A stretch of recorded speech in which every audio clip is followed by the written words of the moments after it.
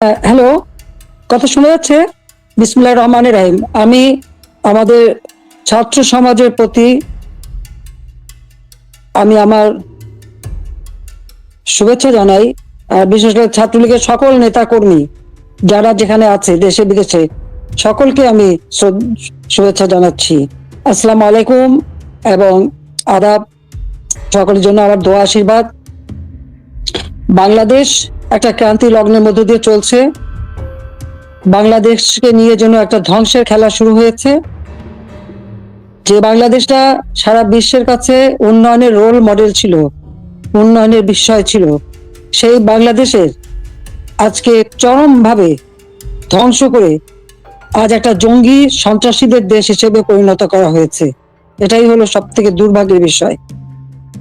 August মাস আমাদের শোকের মাস। সেই আগস্ট মাসেই আবার এদেশের মানুষের অধিকার কেড়ে নেওয়ার জন্য যে চক্রান্ত করা হয়েছে তার শিকার আজকে সমগ্র দেশ। এদেশের বাংলাদেশের কৃষক, শ্রমিক, ছাত্র জনতা, সরকারি অসরকারি কর্মকর্তা কর্মচারী থেকে শুরু করে কেউ রেহাই পাচ্ছে না, পুলিশ বাহিনী কেউ রেহাই পাচ্ছে না। এদের ধ্বংসের খেলা আর রক্তের খেলা আজকে বাংলাদেশকে ক্ষত বিক্ষত করে দিচ্ছে। তোমাদের মনে আছে 2018 সালে ছাত্রদের একটা কোটা আন্দোলন শুরু হয়। আমি তো সেই আন্দোলন আমি তাদেরকে কিছুই বলিনি, বরং কোটা বন্ধ করে দিয়েছিলাম, তাদের দাবি পূরণ করেছিলাম। এরপরে মুক্তিযোদ্ধা একটা পরিবার একটা কোর্টে মামলা করে, তার একটা রায় হয়। সেই রায়ের যখন কোটা আবার চালু করে, আমরা সরকারের পক্ষ থেকে রিট করে সেটা স্থগিত করে দিই। প্রকৃতপক্ষে আর কোটা আন্দোলন বা কোটা ইস্যুটাই ছিল না। কিন্তু এটা যে কোটা আন্দোলন ছিল না, এটা যে ছিল একটা ভিন্ন ষড়যন্ত্র, সেটা আমি বারবার বলেছি। এটা ছিল সেই একজন ক্ষমতা লোভী, তার মেটিকুলাস ডিজাইনের একটা অংশ। সেই অংশ হিসেবে সে ছাত্র হত্যা করেছে, জনগণকে হত্যা করেছে, আওয়ামী লীগের নেতাকর্মী হত্যা করেছে, পুলিশ হত্যা, সাংবাদিক হত্যা, সাংস্কৃতিক কর্মী হত্যা, সারা দেশটাকে ক্ষত বিক্ষত করা, অর্থনীতিকে ধ্বংস করা। আমাদের মহান নেতা জাতির পিতা বঙ্গবন্ধু শেখ মুজিবুর রহমান তার জীবনটাকে উৎসর্গ করেছে বাংলার জনগণের জন্য। সেই ছাত্র জীবনে যখন পাকিস্তানি শাসকরা আমাদের মাতৃভাষায় কথা বলার অধিকার কেড়ে নেয়, তারই প্রতিবাদ তিনি করেছিলেন। ঢাকা বিশ্ববিদ্যালয়ে তিনি আইন বিভাগের ছাত্র ছিলেন, আর এই প্রতিবাদ করবার জন্যই তিনি বাংলাদেশ ছাত্রলীগ প্রতিষ্ঠা করেন 1948 সালে 4 জানুয়ারি। এবং বাংলাদেশ ছাত্রলীগ, তমুদ্দুন মজলিস সহ আরো কয়েকটি প্রগতিশীল রাজনৈতিক দল নিয়ে ভাষা সংগ্রাম পরিষদ গঠন করেন। সেই ভাষা আন্দোলনে আমাদের যারা শহীদ হয়েছেন, আমি তাদের আজকে স্মরণ করি। সালাম, বরকত, জব্বার যারা জীবন দিয়েছেন, রক্তের অক্ষরে বলে গেছেন আমরা মায়ের ভাষায় কথা বলতে চাই। আর এই আত্মত্যাগের মধ্য দিয়ে আমাদের যাত্রা শুরু। ধাপে ধাপে জাতির পিতা বঙ্গবন্ধু শেখ মুজিব এই বাংলাদেশের জনগণকে স্বাধীনতার চেতনায় উদ্বুদ্ধ করেন, এবং তারই নেতৃত্বে আমরা পেয়েছি স্বাধীনতা, পেয়েছি মুক্তিযুদ্ধে বিজয়। আমি জাতির পিতা বঙ্গবন্ধু শেখ মুজিবুর রহমানের প্রতি শ্রদ্ধা জানাচ্ছি। শ্রদ্ধা জানাই জাতীয় চার নেতার প্রতি, 30 লক্ষ শহীদের প্রতি, 2 লাখ মা বোনের প্রতি। মুক্তিযোদ্ধাদের জানাই সশ্রদ্ধ সালাম। এটা যুদ্ধ বিধ্বস্ত দেশের দায়িত্বভার নিয়েছিলেন বঙ্গবন্ধু শেখ মুজিব। মাত্র 3 বছর 7 মাসের মধ্যে সে যুদ্ধের ভয়াবহতা কাটিয়ে ওঠেন। ধ্বংস স্তূপের উপর দাঁড়িয়ে যে যাত্রা শুরু করেছেন শূন্য হাতে, সেই বাংলাদেশকে তিনি মাত্র 3 বছর 7 মাসের মধ্যে একটা স্বল্পোন্নত সে উন্নীত করেন। সে সময় যখন বাংলাদেশের মানুষের শান্তি শৃঙ্খলা ফিরে আসে, মানুষ একটু সুন্দর জীবনের স্বপ্ন দেখতে শুরু করে, ঠিক তখন আসে আঘাত। 15ই আগস্ট ওই ধানমন্ডি 32 নম্বর বাড়ি, যেখান থেকে জাতির পিতা স্বাধীনতার ঘোষণা দিয়েছিলেন, পাকিস্তানি হানাদার বাহিনী তাকে গ্রেপ্তার করে নিয়ে গেছিল। এই ঘটনার পর তখন এই বাড়িটা তারা লুটপাট করেছিল, কিন্তু আগুন দিয়ে পোড়ায়নি, ভাঙেনি। মুক্তিযুদ্ধে বিজয়ের পর জাতির পিতা ফিরে আসতে সক্ষম হন বাংলাদেশে। 10 জানুয়ারি 1972 সালে তিনি প্রত্যাবর্তন করেন। এই বাড়িতে বসেই তিনি কিন্তু বাংলাদেশের এই বিধ্বস্ত বাংলাদেশকে গড়ে তোলেন। রাষ্ট্রপতি হিসেবে তিনি কিন্তু রাষ্ট্রপতি ভবনে থাকেননি, বা প্রধানমন্ত্রী হিসেবে প্রধানমন্ত্রী ভবনে থাকেননি। এই ছোট বাড়িটা, যে বাড়িটা আমার মা অনেক কষ্ট করে প্রতিটি ইট নিজের হাতে গেড়ে তিনি এই বাড়িটা গড়ে তুলেছিলেন। ওই বাড়িতেই 15ই আগস্ট আমার বাবা জাতির পিতা ঘাতকের নির্মম বুলেট আঘাতে তিনিও জীবন হারান। মুক্তিযোদ্ধা ক্যাপ্টেন শেখ কামাল, মুক্তিযোদ্ধা লেফটেন্যান্ট শেখ জামাল মিরুদ্দিন তাকে হত্যা করে, পুলিশ অফিসার সিদ্দিকুর রহমানকে হত্যা করে, একই সাথে যুবনেতা শেখ ফজলুল হক মনিকে হত্যা করে, তার অন্তঃসত্ত্বা স্ত্রী আরজুমনি তাকেও হত্যা করে। আব্দুর রব সানিবাদ, যিনি স্বাধীনতার সংগঠক ছিলেন, তাকে হত্যা করে। তার 10 বছরের ছেলে আরিফ, 13 বছরের মেয়ে বেবি, 4 বছরের নাতি সুকান্ত সহ পরিবারের সদস্যদের নির্মমভাবে হত্যা করে। 15ই আগস্টে যারা শাহাদাত বরণ করেছে, আমি তাদের আত্মার মাগফিরাত কামনা করি।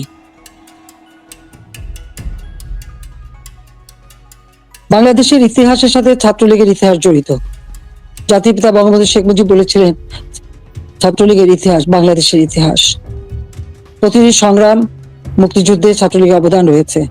75-এর পর গণতান্ত্রিক অধিকার প্রতিষ্ঠার জন্য যে সংগ্রাম করি, সেখানেও শহীদের তালিকায় ছাত্রলীগের সংখ্যাটাই বেশি। বারবার আঘাত এসেছে, একের পর এক কূ হয়েছে, হত্যা, কূ, ষড়যন্ত্র, রাজনীতি শুরু হয়েছে। সেখান থেকে বাঙালি জাতিকে উদ্ধার করে আমরা এদেশে গণতন্ত্র প্রতিষ্ঠা করি। 15ই আগস্ট আমার ছোট বোন রেহানা আর আমি বিদেশে ছিলাম বলে বেঁচে গিয়েছিলাম। 6টি বছর প্রবাসে আমরা কাটাই।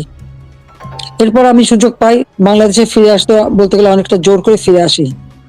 যে দেশে আমার পিতামাতার ঘাতকের দল, যাদেরকে ইন্ডেমনিটি দেওয়া হয়েছিল, তাদের বিচার করা যাবে না। অর্থাৎ আমি একজন মানুষ হিসেবে আমার বাবা মা ভাইয়ের বিচার চাইতে পারবো না। সেই বিচারহীনতার সংস্কৃতি ছিল বাংলাদেশে। যে দেশে গণহত্যা চালিয়েছিল পাকিস্তান হানাদার বাহিনী, গ্রামের পর গ্রাম জ্বালিয়ে পুড়ে ছাড়খাড় করেছিল, মা বোনদেরকে ধরে নিয়ে ক্যাম্পে রেখে দিনের পর দিন পাশবিক অত্যাচার করত। সেই যুদ্ধাপরাধী যাদের বিচার জাতির পিতা শুরু করেছিল, তাদেরকেও কিন্তু ছেড়ে দেওয়া হয়, মুক্তি দেওয়া হয়েছিল তখন। সেই অবস্থায় কিন্তু আমি দেশে ফিরে এসেছিলাম একটা প্রত্যয় নিয়ে, যে আদর্শ নিয়ে, যে চেতনা দিয়ে বাংলাদেশ স্বাধীন হয়েছে, যে চেতনা নিয়ে বাংলাদেশ স্বাধীন হয়েছে, সেই মুক্তিযুদ্ধের চেতনাকে বাস্তবায়ন করা। যে আদর্শ বুকে ধারণ করে লাখো শহীদ রক্ত দিয়ে দেশ স্বাধীন করেছে, সেই শহীদের মর্যাদা রক্ষা করে বাংলাদেশের মানুষের অন্ন, বস্ত্র, বাসস্থান, চিকিৎসা, শিক্ষা, মৌলিক অধিকারগুলি নিশ্চিত করে বাংলাদেশকে একটা উন্নত, ক্ষুধা, দারিদ্র্যমুক্ত বাংলাদেশ গড়ে তোলা, যা জাতির পিতা বঙ্গবন্ধু শেখ মুজিবের স্বপ্ন ছিল। এবং সেই কাজে আমরা কিন্তু সাফল্য অর্জন করেছিলাম। প্রথমবার সরকারে এসে আমরা অনেকগুলি উন্নয়নের কাজ করি, এরপর আসতে পারিনি। আবার বাংলাদেশে জঙ্গি, সন্ত্রাস, দুর্নীতির দেশ হয়েছিল, প্রায় 8টি বছর সময় নষ্ট হয়। 2008-এর নির্বাচনে আওয়ামী লীগ এককভাবে 300 সিটের মধ্যে 233টা সিট পায়। বাংলাদেশের মানুষের আস্থা, বিশ্বাস অর্জন করে সরকার গঠন করি। 2009 সাল থেকে 2024 সাল এই বাংলাদেশ উন্নয়নশীল দেশের মর্যাদা পায়। যখন আমরা জাতির পিতার জন্ম শতবার্ষিকী 2020 সালে এবং স্বাধীনতার সুবর্ণ জয়ন্তী 2021 সালে উদযাপন করি, তখনই কিন্তু বাংলাদেশ উন্নয়নশীল দেশের মর্যাদা পায় এবং জাতিসংঘ স্বীকৃতি দেয়। জাতির পিতা বঙ্গবন্ধু শেখ মুজিবের সেই ঐতিহাসিক 7ই মার্চের ভাষণ, সে ভাষণও ইউনেস্কো বিশ্ব প্রামাণ্য দলিলে স্থান করে দেয়। কারণ যে ভাষণ পৃথিবীর বিভিন্ন দেশে সামরিক, অসামরিক নেতারা ভাষণের মধ্য দিয়ে মানুষকে উজ্জীবিত করেছে, সেই ভাষণগুলির মধ্যে প্রায় 2500 বছরের সকল ভাষণের মধ্যে জাতির পিতা বঙ্গবন্ধু শেখ মুজিবের ভাষণটি সর্বশ্রেষ্ঠ ভাষণ হিসেবে গণ্য হয়। আন্তর্জাতিক প্রামাণ্য দলিলে তার স্থান পেয়েছে। বাংলাদেশে এখন জাতির পিতা বঙ্গবন্ধু শেখ মুজিবের ভাষণ নিষিদ্ধ করেছে, কিন্তু আন্তর্জাতিকভাবে তো তার স্বীকৃতি পেয়েছে। 21শে ফেব্রুয়ারি সারা বিশ্বে আন্তর্জাতিক মাতৃভাষা দিবস হিসেবে স্বীকৃতি পেয়েছে, যেটা আওয়ামী লীগ সরকার এসে আমরা সেই উদ্যোগ নিয়েছিলাম এবং ইউনেস্কো কর্তৃক সেটা স্বীকৃতি পেয়েছিল। বাংলাদেশের উন্নয়ন, এটা তো শুধু কথা থেকে বলতে পারবে না যে উন্নয়নটা শুধুমাত্র আমরা একটি দলের জন্য করেছি। এই উন্নয়নটা সারা দেশের মানুষের জন্য। আমরা দেশের ছেলে মেয়েদের, আমাদের ভবিষ্যৎ প্রজন্ম, তরুণ সমাজ, যারা এই দেশের একদিন কর্ণধার হবে, তাদের জন্য মানসম্মত শিক্ষার পরিবেশ আমরা তৈরি করেছিলাম, যেখানে ছিল অনবদ সেশন জট। সেখান থেকে মুক্ত করে আমরা শিক্ষার পরিবেশ তৈরি করি। সাথে সাথে ব্যাপকভাবে যাতে তরুণ সমাজের কর্মসংস্থান সৃষ্টি হয়, তার জন্য আমি সমস্ত কিছু বেসরকারি খাতে উন্মুক্ত করে দিই। আমাদের দেশে মাত্র একটা টেলিভিশন ছিল, একটা রেডিও ছিল, কোনো মোবাইল ফোন ছিল না, ডিজিটাল ফোন ছিল না। ডিজিটাল বাংলাদেশ গড়ে তোলা এবং টেলিভিশন, রেডিওকে বেসরকারি খাতে উন্মুক্ত করে দেওয়া, ব্যাংক, বিমান থেকে শুরু করে প্রতিটি প্রতিষ্ঠান বেসরকারি খাতে উন্মুক্ত করে দিয়েছিলাম একটা লক্ষ্য নিয়েই, যে আমাদের তরুণ সমাজের কর্মসংস্থানের ব্যবস্থা হবে। সেই লক্ষ্য নিয়েই আমাদের দেশের উন্নয়নের যত পরিকল্পনা আমরা নিয়েছি, সেই পরিকল্পনাগুলি ছিল একেবারে গ্রাম পর্যায় পর্যন্ত। আমার গ্রাম আমার শহর, সেভাবে যেন প্রত্যেকটা গ্রাম গড়ে ওঠে এবং প্রত্যেকটা গ্রামের মানুষ যেন নাগরিক সুবিধা পায়, সেই ব্যবস্থাও আমরা করেছিলাম। ডিজিটাল বাংলাদেশ গড়ে তুলব, প্রতিটি ইউনিয়ন পর্যায় পর্যন্ত আমরা ডিজিটাল সেন্টার খুলে দিই, সেখানে কর্মসংস্থানের ব্যবস্থা হয়। আমাদের দেশে একসময় মানুষ কোনো ইন্টারনেট ব্যবহার করতো না, আজকে 13 কোটি মানুষ কিন্তু ইন্টারনেট ব্যবহার করে। মোবাইল ফোন ছিল না, সেই মোবাইল ফোনও উন্মুক্ত করে দিই, এবং এখন 18 কোটি সিম ব্যবহার হয়।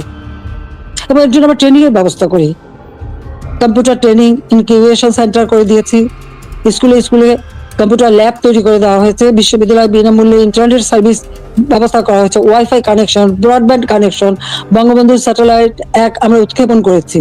আধুনিক প্রযুক্তি জ্ঞান সম্পন্ন জাতি গড়ে উঠুক, সেটাই চেয়েছি। বিজ্ঞান প্রযুক্তি বিশ্ববিদ্যালয় 96 সালে সরকার এসেই নির্মাণ করি, যাতে করে বিজ্ঞানের দিকে মানুষ ঝোঁকে, গবেষণায় প্রতি মনোযোগী হয়।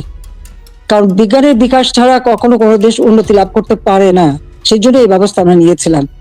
এরপরে টেক্সটাইল বিশ্ববিদ্যালয়, ফ্যাশন ডিজাইন বিশ্ববিদ্যালয়, ডিজিটাল বিশ্ববিদ্যালয়, ইসলামিক আরবি বিশ্ববিদ্যালয়, এভিয়েশন এবং এয়ারোস্পেস বিশ্ববিদ্যালয় থেকে শুরু করে কৃষি বিশ্ববিদ্যালয়, বহুমুখী বিশ্ববিদ্যালয় আমরা করে দিয়েছি, মেডিকেল বিশ্ববিদ্যালয়, সবগুলি কিন্তু আওয়ামী লীগের করা, আওয়ামী লীগের হাতে গড়া। একটা ইনস্টিটিউট করে দিয়েছি, ব্যাপকভাবে কর্মসংস্থান সৃষ্টি করেছে। পাবলিক সার্ভিস কমিশনে প্রতি বছর নিয়মিত পরীক্ষা হওয়া শুরু করে, ছেলে মেয়েরা যথাযথভাবে মেধার ভিত্তিতেই কিন্তু চাকরি পেয়েছে, কাজ পেয়েছে। কর্মসংস্থান ব্যাংক প্রতিষ্ঠা করে দিয়ে, যেখান থেকে বিনা জামানতে ঋণ নিয়ে সবাই যেন কাজ করতে পারে, কর্মসংস্থান ব্যবস্থা যাতে হয়, ব্যাপক হারে যেন বিদেশি বিনিয়োগ আসে, সেই সুযোগ আমরা সৃষ্টি করে দিই, এবং সেই বিনিয়োগ এসেছে। 2009 সালে সরকার এসে আমি প্রেক্ষিত পরিকল্পনা প্রণয়ন করি 2010 থেকে 2021। যে লক্ষ্য ছিল বাংলাদেশকে আরো উন্নত করা, বাংলাদেশের মানুষের জীবন মান উন্নত করা, আধুনিক বিশ্বের সঙ্গে যাতে তাল মিলিয়ে চলতে পারে সেই ব্যবস্থা করা, এবং সেটাই আমরা কিন্তু করেছিলাম। আজকে আমাদের এটা বললে চলবে না যে মুক্তিযুদ্ধ, জাতির পিতা বঙ্গবন্ধু শেখ মুজিবের অবদান এবং গণতন্ত্র প্রতিষ্ঠার সংগ্রাম, এর সব কিছুই কিন্তু আমাদের আন্দোলন সংগ্রামের ফসল। জাতির পিতা বঙ্গবন্ধু শেখ মুজিব যদি এদের স্বাধীন না করতেন, তাহলে আমরা কোথায় থাকতাম? পাকিস্তানের একটা প্রদেশ। পাকিস্তান না বলে একজন বাঙালি কিন্তু সেক্রেটারি হতে পারেনি, একজন বাঙালি কিন্তু মেজর জেনারেল পর্যন্ত যেতে পারেনি, মাত্র মেজর হিসেবে থাকতে পারত, একজন মাত্র কর্নেল ছিল।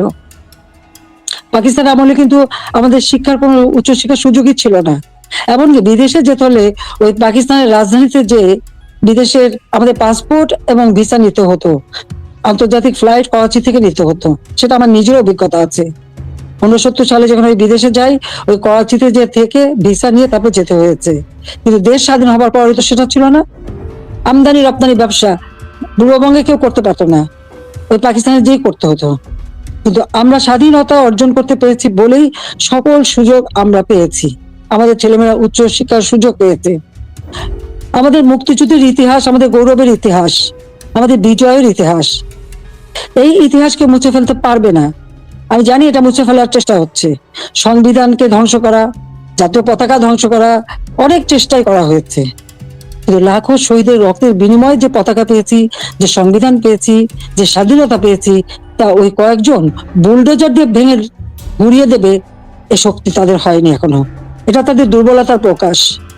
তারা একটা দালান ভাঙতে পারে, কিন্তু ইতিহাসকে তারা ধ্বংস করতে পারে না। ইতিহাস কিন্তু তার প্রতিশোধ নেয়, এটাও তাদের মনে রাখতে হবে। একবার মুছে ফেলা হয়েছিল 75-এর পর, এরপর আবার এখন শুরু। যারা এটা করছে তারা তাদের হীনমন্যতার পরিচয় দিচ্ছে। তাদের কাছে বোধহয় বাংলাদেশের স্বাধীনতাটা পছন্দ হয় না, ওই পাকিস্তানিদের মানে অধীনে থাকা আর তাদের পদলেহন করাটাই তাদের বোধহয় পছন্দ। আজকে অন্তত আমরা বলতে পারি, জাতির পিতা স্বাধীনতার পর যুদ্ধ বিধ্বস্ত দেশ যখন গড়ে তোলেন, তখনও কিন্তু ছাত্রছাত্রীদের বিনামূল্যে বই দিতেন, বিনামূল্যে কাপড় চোপড় দিয়েছেন, প্রত্যেক বাড়ি বাড়ি ত্রাণ সামগ্রী পৌঁছে দিয়েছেন। বাংলাদেশের মানুষের কল্যাণে তিনি কাজ করে দিয়ে গেছেন এবং পথ দেখিয়ে দিয়ে গেছেন। আর তারই পদাঙ্ক অনুসরণ করে আমরা বাংলাদেশ পরিচালনা করে বাংলাদেশকে কিন্তু উন্নত করেছি। আজকে আমরা বিনামূল্যে পাঠ্য পুস্তক দিতাম 1 জানুয়ারি। আমার প্রশ্ন, এবছরে কেন এখনো বই দিতে পারলো না? ফেব্রুয়ারি মাস শুরু হয়ে গেছে, এখনো বই দিতে পারিনি। অথচ কোভিডের সময় যখন অর্থনৈতিক মন্দা বিশ্বব্যাপী, তখনও আমরা ঠিক 1 জানুয়ারি আমাদের শিক্ষার্থীদের হাতে বই তুলে দিয়েছিলাম সময় মতো। তাদের পড়াশোনা, স্কুলে যাওয়া বন্ধ ছিল, অনলাইনে পড়াশোনা করা বা টেলিভিশনের মাধ্যমে এক একটা ক্লাসগুলি সেটা তুলে ধরা তাদের কাছে। ঘরে বসে আমার ঘর আমার স্কুল এই কর্মসূচি বাস্তবায়নের মাধ্যমে পড়াশোনা যাতে অব্যাহত থাকে সেই ব্যবস্থাই আমরা করে দিয়েছিলাম। প্রত্যেকটা শিক্ষা প্রতিষ্ঠান একেবারে প্রাইমারি লেভেল থেকে নিয়ে শুরু করে সবগুলি কিন্তু উন্নতি আমরা করেছি। মাদ্রাসার শিক্ষার উন্নতি করেছি, স্বীকৃতি দিয়েছি, কমই মাদ্রাসাকেও আমরা স্বীকৃতি দিয়েছি এবং অনেক মাদ্রাসা আমরা সরকারিকরণ বা সেগুলি আমরা যাতে আমাদের সব রকম সহযোগিতা পাই সেই ব্যবস্থা আমরা করে দিয়েছি। আমাদের শিক্ষা যাতে কোনো মতে ক্ষতি না হয়, প্রত্যেকটা ছেলেমেয়েরা যাতে স্কুলে যেতে পারে, প্রি প্রাইমারি শিক্ষা আমরাই প্রতিষ্ঠিত করি এবং সেই সাথে সাথে মায়ের নামে আমরা একটা বিশেষ অনুদান পাঠাতাম বাচ্চাদের স্কুলে পাঠানোর জন্য। উপবৃত্তি দেওয়া, বৃত্তি দেওয়া এবং উচ্চশিক্ষার সুযোগ করে দেওয়া, সে পদক্ষেপ আমরা নিয়েছিলাম যাতে আমাদের গরিব মেধাবী ছেলে মেয়েরা যথাযথভাবে পড়াশোনা করতে পারে। সেই সুযোগটা আমি করে দিয়েছিলাম।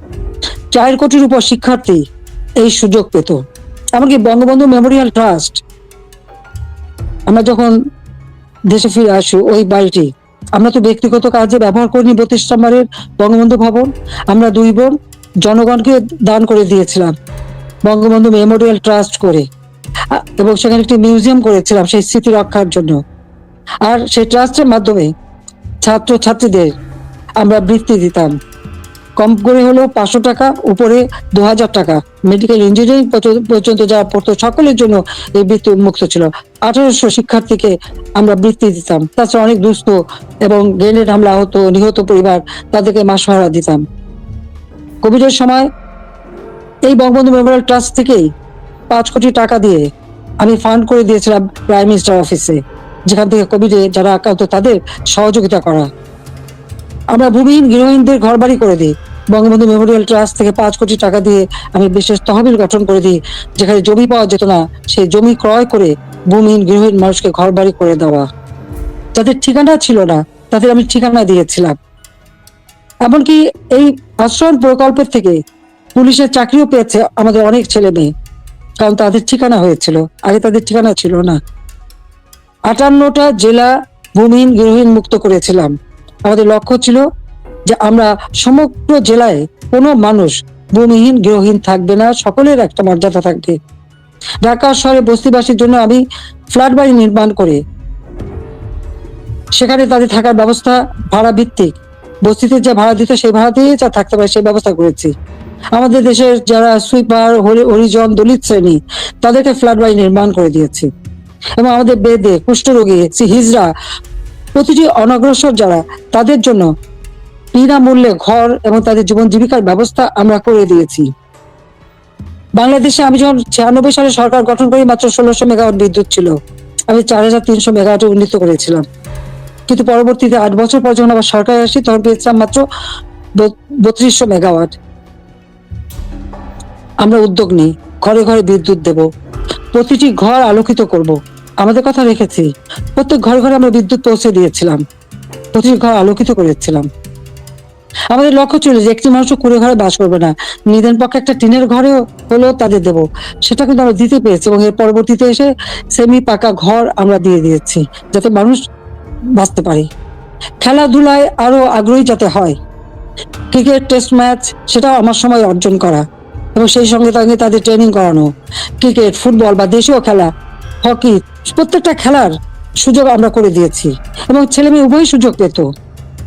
আমাদের সে প্রাইমারি স্কুলে মেয়েদের জন্য বঙ্গমাতা গোল্ড কাপ টুর্নামেন্ট এবং ছেলেদের জন্য বঙ্গবন্ধু শেখ মুজিব গোল্ড কাপ টুর্নামেন্টের মাধ্যমে সেই ছোট্টবেলা থেকে যাতে তারা খেলতে পারে সেই ব্যবস্থা আমরা করে দিয়েছি।